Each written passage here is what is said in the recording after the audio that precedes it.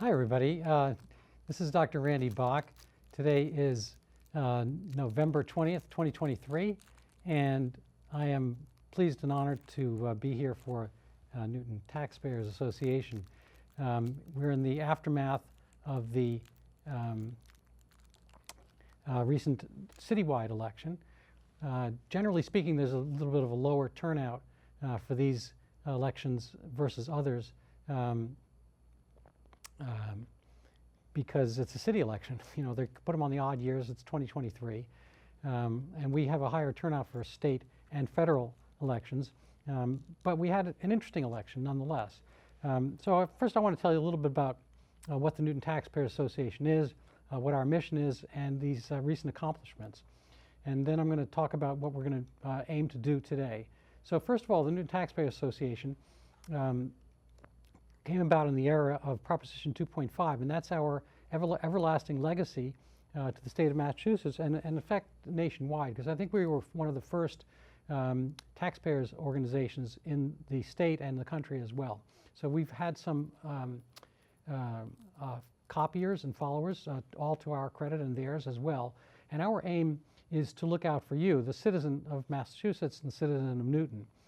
A lot of things happen behind the scenes, and it's often difficult to keep track of everything. I mean, you're trying to, make things go, manage things at home, and it's hard. You delegate certain responsibilities. You don't think about the trash being picked up, somebody does that. You don't think about replacing the windows, somebody does that. And for city government, you elect people now and then. Oftentimes, a flick of a switch, or filling in a little circle and not being really thinking about it too much afterwards. These elections tend not to be too contentious, and oftentimes the incumbent winds up being in office.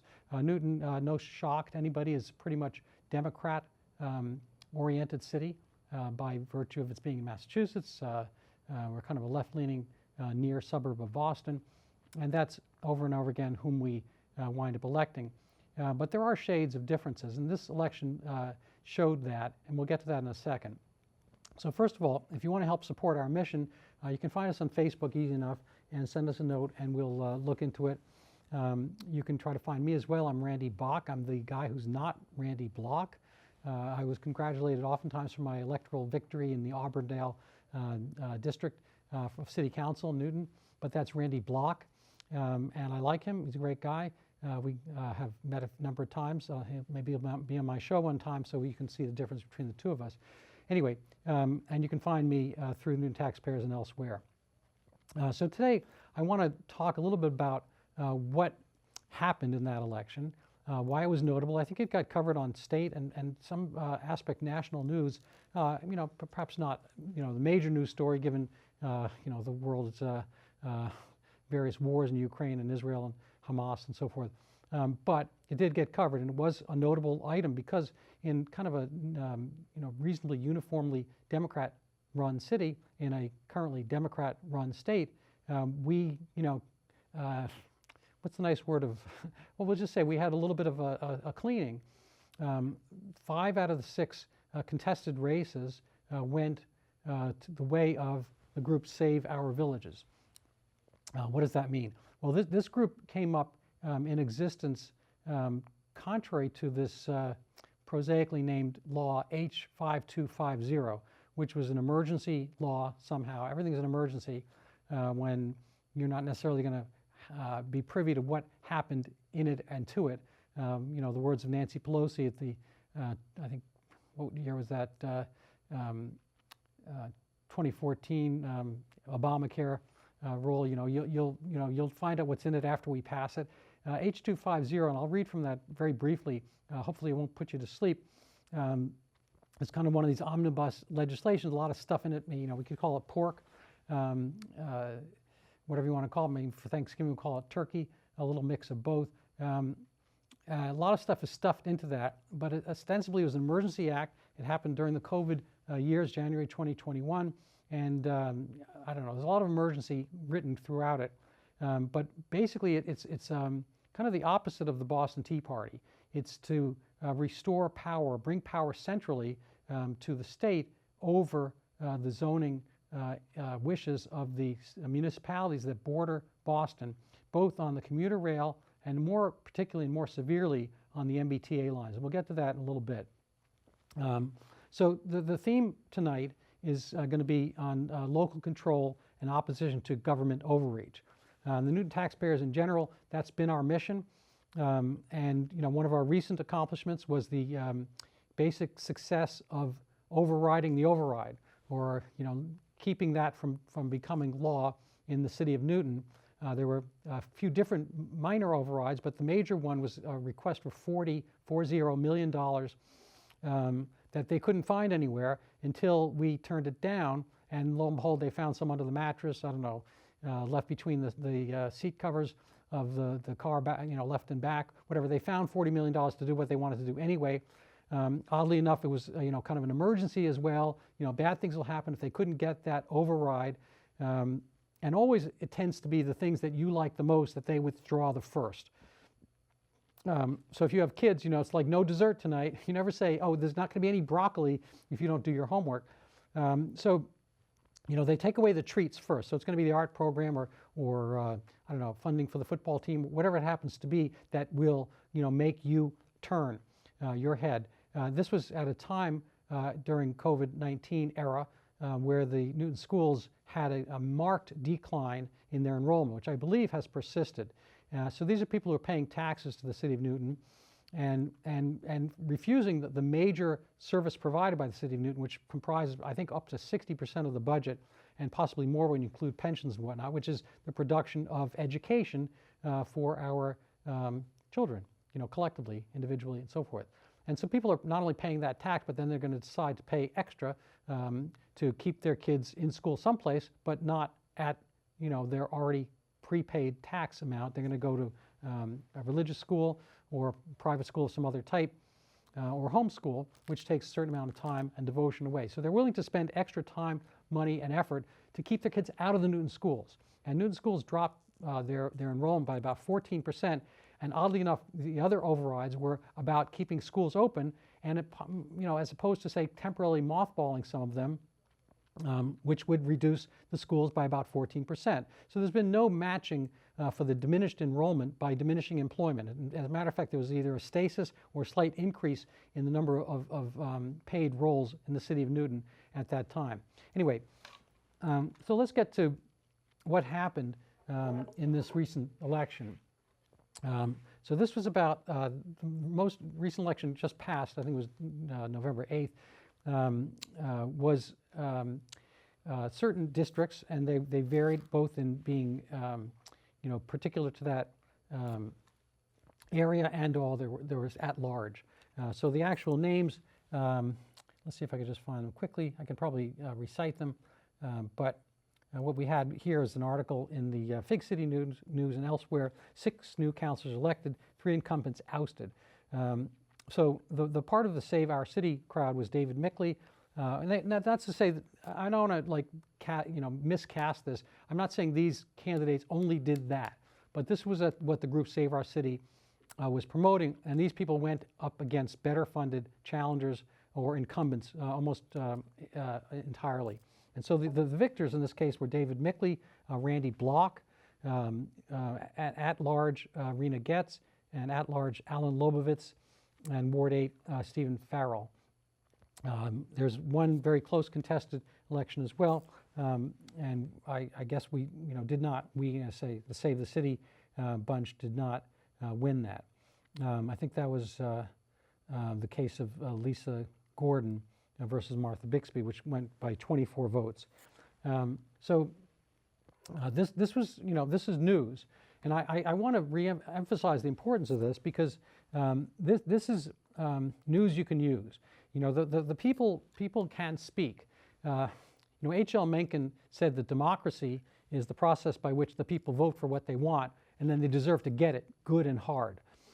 This seems to be the case by some of our betters, our elites, our elected officials, who once they get into office forget why they're there, how they're there, or the fact that we have veto over them.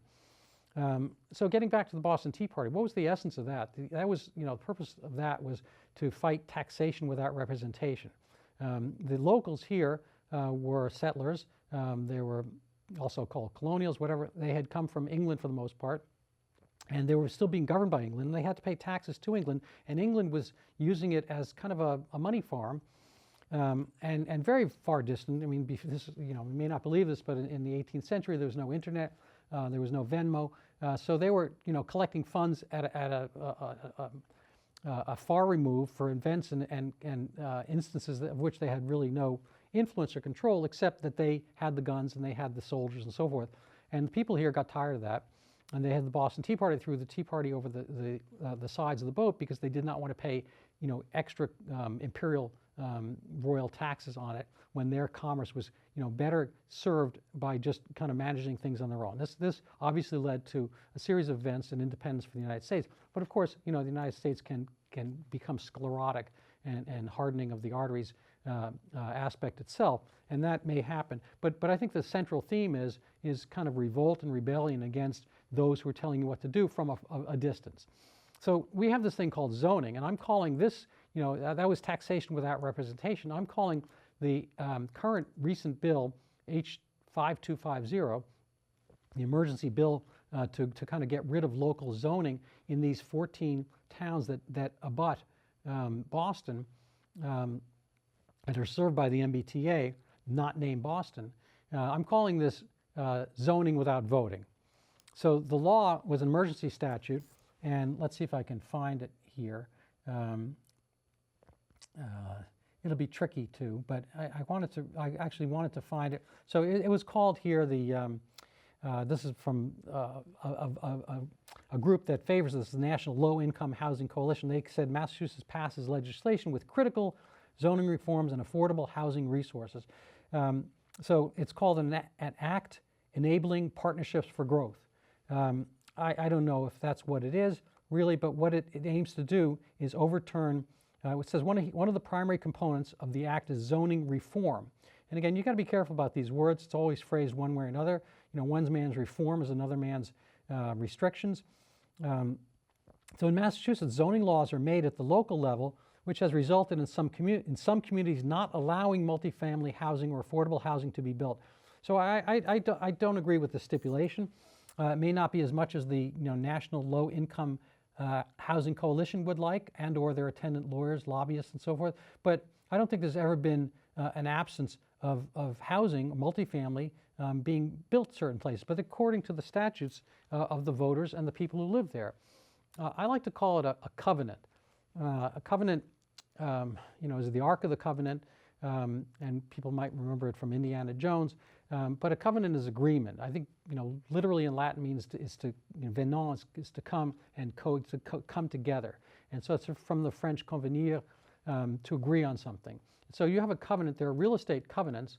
If you join a condominium someplace, you move to Florida, there's going to be a covenant that manages what can be built and so forth. We don't have, strictly speaking, a covenant in Newton, but it is the Garden City, and it's been famed for its, its city of villages and each individual village, and that has that feel and characteristic. And if things are going to be changed on a zoning level, we should get a say. I mean, we're adults, we pay taxes. The city people in the city, ostensibly are there to serve us, not vice versa. We're not there to serve them. But oftentimes it is like that we're the thing being farmed for the farmers.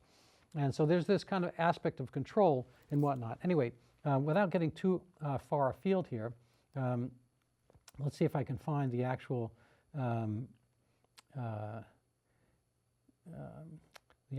zoning law statutes. That's going to be tricky. I wanted to find it so you could actually read the way it's written, because it's kind of a hoot. The stuff that's there is very picayune. There's $150,000 for a halfway house in Framingham. There's going to be some money to put cut out parkings in a Swansea mall. There's this and that. It's all kinds of little tiny items given out one way or another. And along the way, there's going to be this kind of elimination of local control of zoning. And so what's going to be the end result? I wanted to have pictures here to show you but instead you're going to have to listen to me. Long story short is one part of once I think the law is, I don't know, 40 pages or something like that. There's all these tiny little lines about all these kind of small amounts of money being dispersed and whatnot. But the major point is this zoning thing. So when you cut to the chase, it's going to be any town that has one of the MBTA lines as opposed to the commuter. The commuter is the T, and there's the MBTA, which goes right into Boston, the green line, the orange line, the blue line, and the red line. So the red line goes basically to Cambridge and Somerville. The red line goes to Quincy, Braintree, and on the other end, I guess Cambridge, and so forth. There's Malden, Everett on the orange line, blah, blah, blah. And we have the very tip of one of the arteries of the green line. So the other ones go into deep Brookline, but we get the one that goes all the way to Riverside. And as a result, because we have those, it's almost like no good deed goes unpunished. We are supposed to abandon all hope, ye who enter here. We're supposed to just accede and give up our rights to control our neighborhoods around those T-stops because the state said so. I would like Maura Healey to pay attention to the fact that we just, basically overrode a certain number of city councils on this basis to save our villages and to keep the covenant, to keep local control over zoning. And she too can be, unvoted. She got voted in, she can be voted out. And so what's going to happen is within a certain radius around these T-stops, but only some of them, for some reason, you're going to have a city grow. And so it's going to be Newton Center and Waban and Newton Highlands. For some reason, there are also, I have a map, you can look at it yourself, but that single vein of the green line stops in Chestnut Hill. Is there a huge, exponential growth allowed for Chestnut Hill around that stop? Well, that's the Longwood Cricket Club. That's the Chestnut Hill Historic Neighborhood. That's, I don't know, a bunch of other stuff. There's the thing the city just bought, the Webster Woods. We spent, I forget, number of millions of dollars, $8 million, I don't remember the number, but millions of dollars, which we spent in advance of asking for an override. So we somehow had that money to preserve that area, to preserve the greenery, so for the essence, the open spaces and so forth. But for you, well, maybe not so much. If you happen to live in some of the other places, you're Waban, you're kind of on the short end of the stick. I don't see the same, and Riverside is already a little bit built up with LaSalle College and some of the nursing homes and so forth, but I don't see the same, avidity, the kind of greed, the necessity, the thirst, the hunger to build up Chestnut Hill. And Chestnut Hill is closer. That T-stop exists. It stops right in Chestnut Hill, and it's right near all the Longwood stuff and so forth, and a lot of beautiful Longwood communities. I love those houses. They're beautiful. I can't afford to even barely to look at them or drive through them, but nobody's recommending having, all zoning disappeared for that. So if you look at the map, it's called, I think it's got one of these beautiful acronyms. Let's see if I can find it. Something like, let's see. Well, I'm not going to be able to find things when I want to. But at any rate, it's basically the central district, proposed central district stuff. And I'd be curious why it is that certain areas are getting it, the brunt of it, and certain areas are not. The same thing's happening around the commuter lines. So the Newton Corner, Newtonville, and West Newton, but for some reason not Auburndale, are getting these kind of boosts or getting their own zoning, like a Band-Aid, kind of ripped away and pulled off for the sake of the statewide interests. Now, what actually are these things? They talk about affordable housing and so forth. One of my favorite economists, he's in his 80s now, and I hope he stays with us for a long time. He's at the Hoover Institute. His name is Thomas Sowell. It's like so well. And I recommend you look him up and read his books. He's an amazing guy.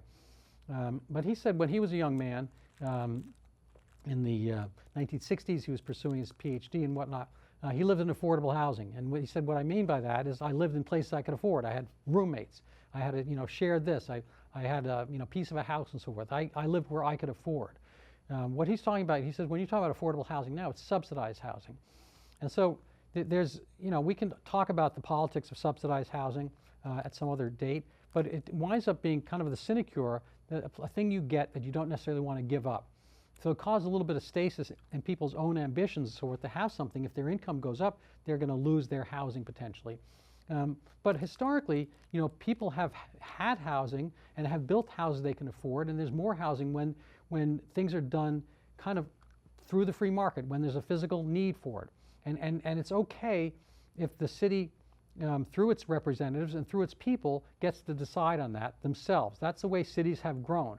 My older son's a libertarian, and he fights back with me on this a lot. He says, Tokyo does not have zoning at all. No, I get it. And Tokyo has grown organically the way it's supposed to grow. And it's a big popular city in Japan and hugely dense and whatnot. And they find that an easier way to make things work. But that being said, there are lots of constraints in Japan, similar to these actually. They only want growth around the train stations. They only want people to go on a linear path with the trains. People who move to Newton are moving to Newton because it is a suburb and there are some roads of the Mass Pike. They go this way or that way. There's 95, and they can travel as they will. This is part of living here.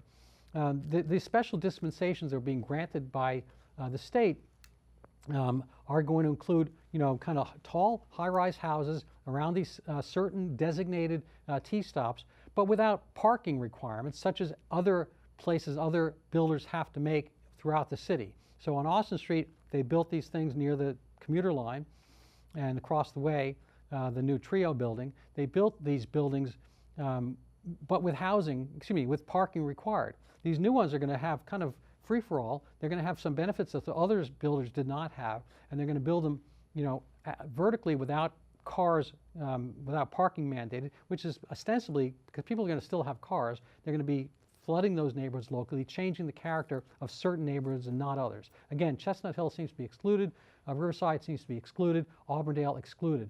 Now, I'm not recommending those necessarily get added on per se. I would rather see it in the other direction, where growth is governed by and chosen by the people who live here based on our elections. Our most recent election says, no, thank you. We would rather decide this ourselves. The converse sign to save our villages was Newton for everyone. This is called begging the question, which gets miscast a little bit, but it's petitio principi, which means you're stating something that is not necessarily, should not necessarily be taken as fact. Newton has been for everybody. We have a diversity in our neighborhood ethnically and from different countries and so forth, but not by design, not because we chose people, because those people wanted to be there, and they have, I guess, an adequate resource to maintain their homes and whatnot, and everybody has this opportunity to do so. I think we have seen really a flourishing and a flowering of opportunity for all kinds of people, and we should allow people to find their places and so forth without having mandates that wind up being, in a sense, a subsidy, a sense that given out as gifts and so forth, and we create a whole separate secondary market of I don't want to use the G word, but it's kind of a graft invitational aspect. When you make these rules where people can change zoning based on political fiat, that they tend to gravitate toward the developers and vice versa to make things happen. And so I think that what we really need to do and keep in mind here is that we are all part of the city. We are part of the tax base and so forth, but we're also living, voting, breathing individuals. And I'm not saying I'm right about this, about Save Our Villages. It could be my son is right and everything should just be free for all. Well, that's fine, but I think you have to have the ability to have that as part of your vote and part of what you say for your town, rather than having it be dictated, which is what I call, zoning without voting. So my overall message is that we have to be able to take control of the process. We have to be able to have kind of a reasonable accounting. We need to be spoken to like adults. I don't think this happened a lot during COVID-19. Which is a totally separate story, but I think the schools stayed closed far too long. We saw this in the dramatic drop in enrollment. I'm not sure the city's recovered from this. The city has not been completely transparent with us regarding their own finances, finding money that somehow they needed to ask us for in the first place. And I think there should be an anger welling up and a sense of how we can retake our city. So I am not Randy Block, and I'm not on the city council. I'm Randy Bogg. I'm the head of the Newton Taxpayer Association, but I'd be happy to hear from you about how best to affect this. And if you know people who would like to share their voices on this show, please let me know. Let's see if I have any conclusions that I forgot to bring up. in this meanwhile. Oh, I know one thing, which is that Maura Healey has recently spoke about punishing the cities that don't agree with this. So if we don't do the zoning stuff, what happens? Well, there's going to be a withholding of funds. And she's had to reiterate this. So I'm getting the sense that other cities aside from Newton have had some reverb, some kind of actions against this. And I think it's incumbent upon the cities that are local. And so if you're in one of these other cities, you know people who are in Revere, Everett, Malden, Cambridge, Somerville, and so forth, who might have the same sensibility about being somewhat a control, Braintree, Quincy, and whatnot, of their own management. They should probably try to coordinate with us and see if we can expand our message and perhaps take it to the governor and the city of Boston itself.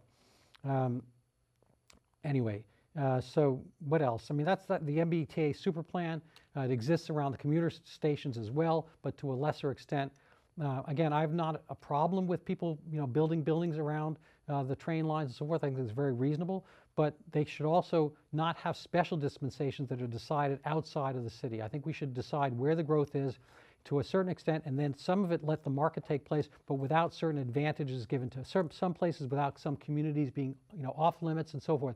If we're going to have no zoning, then have no zoning across the board. If we're going to have some zoning, we should be in control of it, not the city of Boston, not Maura Healey, not an emergency bill, not done under the kind of dark of night of COVID when we were not really paying attention to that. I think it was kind of one of these things that got a foot in the tent, and there you have it.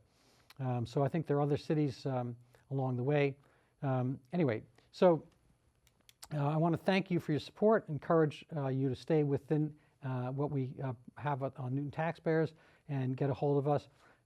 Just as a sidelight, the City Chamber of Commerce had a very different viewpoint of events, and I think it's something very reasonable if you're in a business to talk about that with them.